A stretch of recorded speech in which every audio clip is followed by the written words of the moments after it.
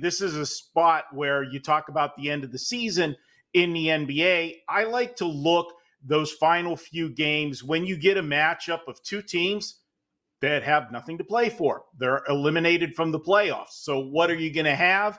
Well, basically, it's like a pickup game, a defenseless type game. It takes more effort to play defense than it does offense. We all know that.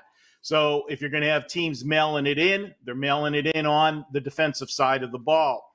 And if you look, when they had that game a couple weeks ago, things were much different for the Houston Rockets.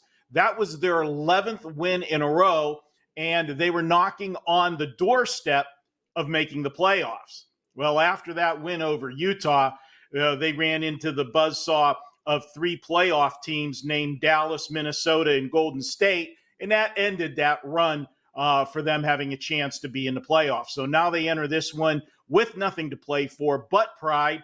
And if you look, 4 of their last 6 opponents have shot 51% or more against them.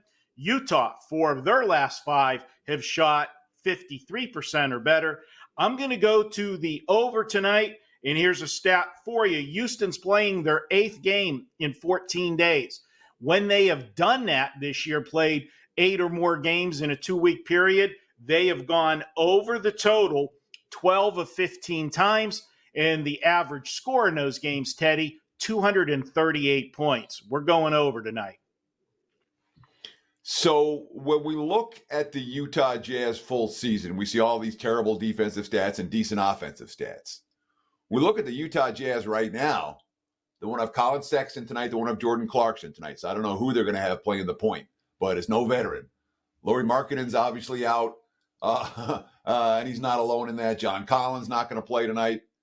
Can Utah, I guess the appropriate word here is, can Utah bring their fair share of points to the equation this evening, and with a roster right now that's severely shorthanded and very limited? Obviously, Teddy, they are shorthanded, and I saw that.